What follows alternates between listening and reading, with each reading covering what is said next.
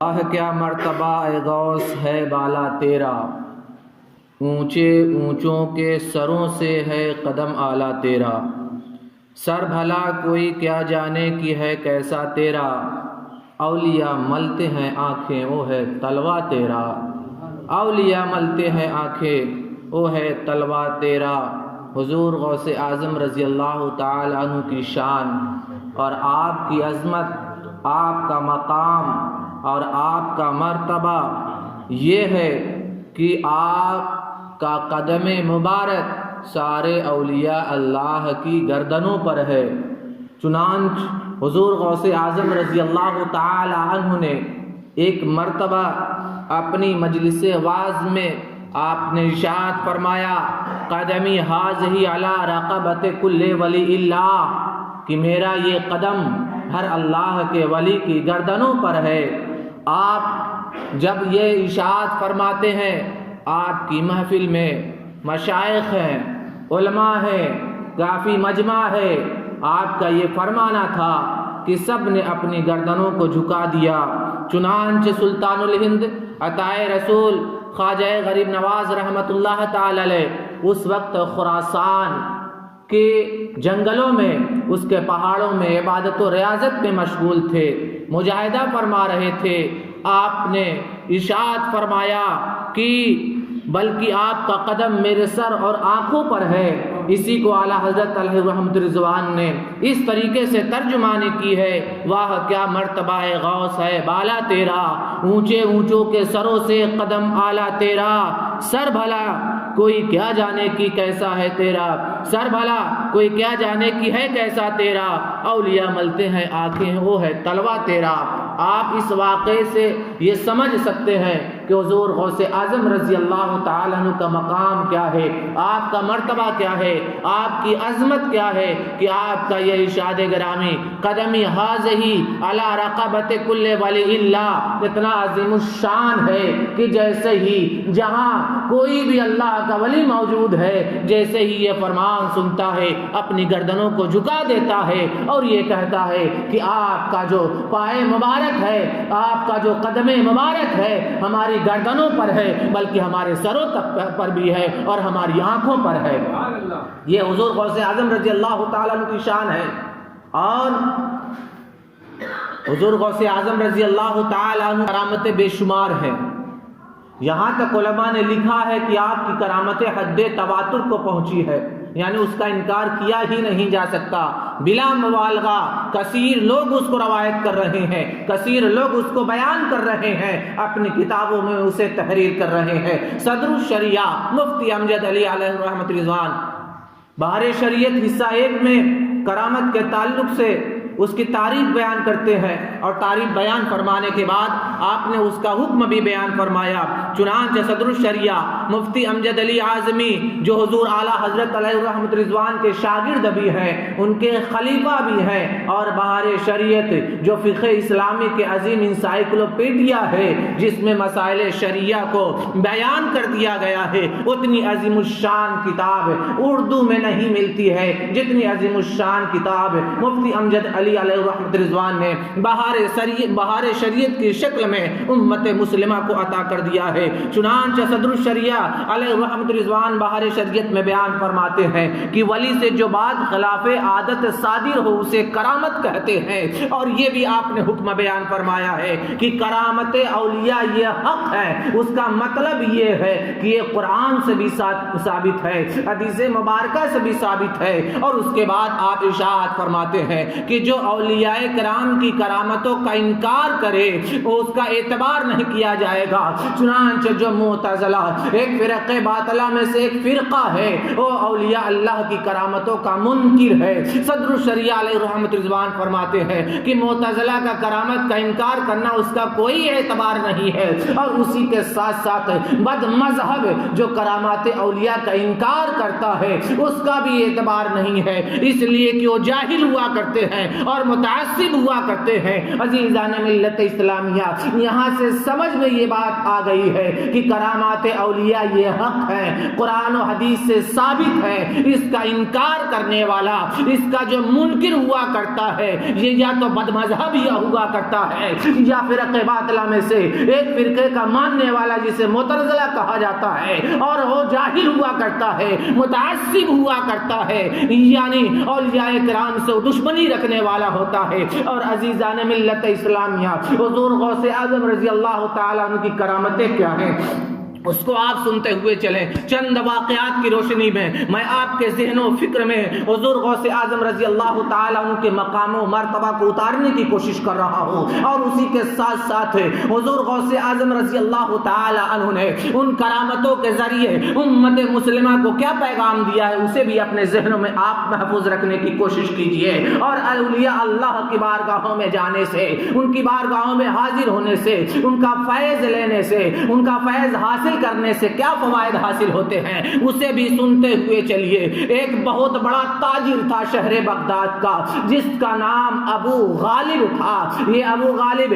شہر بغداد کا بہت بڑا تاجر تھا۔ اس نے حضور غوث اعظم رضی اللہ تعالیٰ عنہ کی مقدس بارگاہ میں آتا ہے، اور آنے کے بعد یہ عرض کرتا ہے کہ حضور آپ کی میرے گھر پر دعوت ہے، ضرور تشریف لائیے۔ چنانچہ حضور غوث اعظم رضی اللہ تعالیٰ عنہ نے اس سے وعدہ فرما لیا، اور وعدے کے مطابق حضور غوث اعظم رضی اللہ تعالیٰ عنہ تشریف لے جاتے ہیں۔ ابو غالب کا گھر ہے، اور ابو غالب نے دیگر علماء مشائخ کو بھی بلا رکھا تھا۔ جب حضور غوث اعظم رضی اللہ تعالیٰ عنہ شہر بغداد کے اس نامور تاجر کے وہاں تشریف لے جاتے ہیں، تو آپ نے دیکھا کہ وہاں پر علماء مشائخ پہلے سے ہی موجود ہے۔ چنانچہ دسترخوان لگایا جاتا ہے، عمدہ عمدہ قسم کے کھانے چن دیے جاتے ہیں، اور طرح طرح کے قسم کے میوے جات ہیں، اور اس کے بعد پھل فروٹ ہے، اور اسی دوران میں ایک مٹکا لایا جاتا ہے۔ اس مٹکے میں ابو غالب جو تاجر بغداد ہے، مشہور تاجر ہے، اس میں اس کا بیٹا ہے جو مفلوج ہے، اپاہج ہے، آنکھوں سے اندھا ہے، اس کا پیر بیکار ہے، اس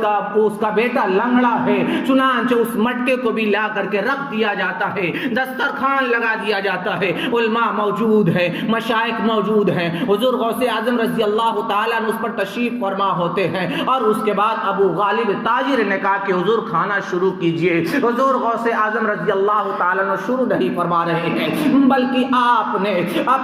اپنے خلفاء سے کہا کہ وہ جو سامنے مٹکا رکھا ہوا ہے اس کو میرے پاس لاؤ۔ چنانچہ آپ کے خلفاء میں سے لوگوں نے اسے اٹھایا، اور اٹھانے کے بعد حضور غوث پاک رضی اللہ تعالیٰ عنہ کے پاس لا کر کے رکھ دیا۔ حضور غوث پاک رضی اللہ تعالیٰ عنہ نے ملاحظہ فرمایا کہ اس میں ابو غالب جو تاجر ہے اس کا بیٹا موجود ہے جو اپاہج ہے، مفلوج ہے، اور وہ اندھا ہے، اور اندھا ہونے کے ساتھ ساتھ وہ لنگڑا بھی ہے، اس میں موجود ہے۔ حضور غوث اعظم رضی اللہ تعالی عنہ نے ارشاد فرمایا، اے بیٹا اٹھ جا، یہ آپ کا ارشاد فرمانا تھا کہ اس بڑے سے مٹکے میں جس میں ابو غالب کے بیٹے کو رکھا گیا تھا، وہ فوراً بیٹا اس میں سے اٹھتا ہے، اور اٹھنے کے بعد چلنے پھرنے لگتا ہے، اور اس کے بعد ایسا لگ رہا تھا کہ اسے کبھی کوئی بیماری ہی لاحق نہیں ہوئی ہے، کبھی وہ کسی بیماری میں مبتلا ہی نہیں تھا۔ لوگ وہاں پر جو موجود ہیں حضور غوث اعظم رضی اللہ تعالی عنہ کی یہ کرامت دیکھ کر کے حیران ہو جاتے ہیں۔ اس سے ہمیں یہ معلوم ہوا کہ اولیاء اللہ کی بارگاہوں میں جانا، ان سے فیض حاصل کرنا اور ان کے برکات کو لینا، اس سے زندگیاں بھی سنور جاتی ہے، چاہے جسمانی بیماری ہو بھی سنور جاتی ہے، روحانی بیماری ہو تو وہ بھی دور ہو جایا کرتی ہے۔ یہ حضور غوث اعظم رضی اللہ تعالی عنہ کا یہ واقعہ میں پیغام دے رہا ہے۔ اور حضور غوث اعظم رضی اللہ تعالیٰ عنہ کے زمانے میں ہی جو خلیفہ تھا اس کا نام ابو المظفر مستنجد باللہ تھا۔ ابو المظفر مستنجد باللہ یہ خلیفہ تھا، یہ لوگوں پر ظلم کرتا تھا، انہیں ستاتا تھا، انہیں تکلیفیں دیتا تھا، انہیں اذیتیں دیتا تھا، لوگ اس سے نالا تھے۔ ایک مرتبہ حضور غوث اعظم رضی اللہ تعالیٰ عنہ کی بارگاہ میں اشرفیوں کی تھیلی پیش کی جاتی ہے بادشاہ کی جانب سے۔ حضور غوث اعظم رضی اللہ تعالیٰ عنہ نے کہا کہ مجھے اس کی ضرورت نہیں ہے، لے جاؤ۔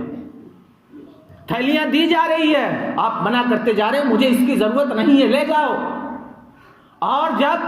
خادموں نے بار بار پیش کیا، حضور غوث اعظم رضی اللہ تعالیٰ نے اس تھیلی کو اٹھایا اور اٹھانے کے بعد آپ نے اسے نچوڑا تو اس میں سے خون بہنے لگا۔ بادشاہ وقت مستجد باللہ وہاں پر موجود تھا، اس نے دیکھا تو اس کو بے ہوش ہو گیا، اس پر غشی طاری ہو گئی۔ حضور غوث اعظم رضی اللہ تعالیٰ عنہ نے اس کے ہوش میں آنے کے بعد ارشاد فرمایا کہ اگر رسول اللہ سے تیری نسبت نہ ہوتی تو میں یہ جو خون اس میں سے ٹپک رہا ہے تیرے محل تک بہا دیتا۔ اللہ اکبر مسلمانوں، یہ حضور غوث اعظم رضی اللہ تعالیٰ عنہ کی کرامت ہے، اور وہی سے اسے پیغام دے دیا کہ مسلمانوں کو ستانا چھوڑ دو، اپنی رعایا کو ستانا چھوڑ دو، مظلوموں کو ستانا چھوڑ دو، لوگوں کو پریشان کرنا چھوڑ دو۔ وہی خلیفہ مستجد باللہ جس کا لقب ابو المظفر تھا، حضور غوث اعظم رضی اللہ تعالیٰ عنہ کی مقدس بارگاہ میں آتا ہے اور آنے کے بعد کہتا ہے حضور میں آپ سے کوئی کرامت دیکھنا چاہتا ہوں، آپ کوئی کرامت دکھا دیجئے۔ حضور غوث اعظم رضی اللہ تعالیٰ عنہ نے فرمایا تم کون سی کرامت دیکھنا چاہتے ہو، تم کون سی کرامت دیکھنا چاہتے ہو بتاؤ۔ تو اس نے کہا کہ چونکہ یہ موسم سیبوں کا نہیں ہے، اگر آپ مجھے سیب عطا کر دیں غیب سے تو میں آپ کی کرامت کو مان لوں گا۔ چنانچہ حضور غوث اعظم رضی اللہ تعالیٰ عنہ نے جب ابو المظفر مستنجد باللہ کے اس لفظ کو سنا تو آپ نے اپنے دستے کرم کو بڑھایا۔ غیب سے 2 سیب نمودار ہوتے ہیں، ایک سیب کو آپ نے اپنے ہاتھ میں لیا اور دوسرا جو سیب تھا یہ ابو المظفر مستنجد باللہ کو دے دیتے ہیں۔ اور جب آپ نے حضور غوث اعظم رضی اللہ تعالیٰ عنہ کے ہاتھ میں جو سیب تھا آپ اسے کاٹتے ہیں تو بڑا خوشبودار اور بہت ہی سفید لذیذ سیب تھا، اور جیسے ہی خلیفہ مستنجد باللہ ابو المظفر نے اس سیب کو لیا اور اسے کاٹتا ہے تو اس کے ہاتھ میں جو سیب موجود ہے اس سیب میں کیڑے پڑ گئے ہیں، وہ سیب سڑا ہوا ہے۔ تو خلیفہ مستنجد باللہ نے کہا، ابو المظفر نے کہا کہ حضور معاملہ سمجھ میں نہیں آیا، آپ کے ہاتھ میں جو سیب ہے یہ بڑا عمدہ، بڑا خوبصورت، بڑا لذیذ اور بڑا خوشبودار ہے، اور میرے ہاتھ میں جو سیب ہے یہ سیب تو سڑا ہوا ہے، اس میں کیڑے پڑے ہوئے ہیں۔ تو حضور غوث اعظم رضی اللہ تعالیٰ نے اسے تنبیہ کرتے ہوئے ارشاد فرمایا کہ اے ابو المظفر تمہارے ظلم والے ہاتھ میں، تمہارے ظالم ہاتھ میں یہ سیب پڑا تو اس میں کیڑے پڑ گئے ہیں، اور میرے ہاتھ میں، میرے دستے ولایت میں وہ سیب پڑا ہے تو خوشبودار ہو گیا ہے۔ حضور غوث اعظم رضی اللہ تعالیٰ نے وہیں پر باتوں ہی باتوں میں ابو المظفر مستنجد باللہ کو یہ سمجھا دیا کہ اپنے ہاتھوں سے، اپنی زبانوں سے اپنی رعایا کو تکلیف نہ دو، کسی طریقے سے لوگوں کو ستایا نہ کرو۔ چنانچہ عزیزان ملت اسلامیہ، حضور غوث اعظم رضی اللہ تعالیٰ عنہ کی ان دونوں واقعات سے، آپ کے ان دونوں کرامتوں سے ہمیں یہ پیغام ملتا ہے اللہ والوں کی شان بڑی نرالی ہوا کرتی ہے، اللہ والوں کی بارگاہوں میں جانے سے فیض ملتا ہے، اللہ والوں کے نقش قدم پر چلنے کے بعد جو زندگیاں گزاری جاتی ہیں بڑی کامیابی کامران کے ساتھ گزر جایا کرتی ہے۔ اسی لیے تو اللہ والوں کو کوئی خوف نہیں ہوتا ہے، کوئی ڈر نہیں ہوا کرتا ہے سوائے اللہ کے۔ اگر انہیں کوئی خوف ہوا کرتا ہے، اگر انہیں کوئی ڈر ہوا کرتا ہے تو صرف اور صرف اللہ وحدہ لا شریک کا ڈر ہوا کرتا ہے۔ قرآن فرماتا ہے الا ان اولیاء اللہ لا خوف علیہم ولا هم يحزنون، کہ آگاہ ہو جاؤ کہ جو اللہ کے ولی ہوا کرتے ہیں انہیں نہ تو کوئی خوف ہوا کرتا ہے نہ تو کوئی انہیں ڈر ہوا کرتا ہے۔ اور اس کے بعد قرآن مقدسہ یہ ارشاد فرماتا ہے یا ایھا الذین آمنوا اتقوا اللہ، اے ایمان والو اللہ سے ڈرو، وکونوا مع الصادقین، اور سچوں کے ساتھ ہو جاؤ۔ عزیزان ملت اسلامیہ،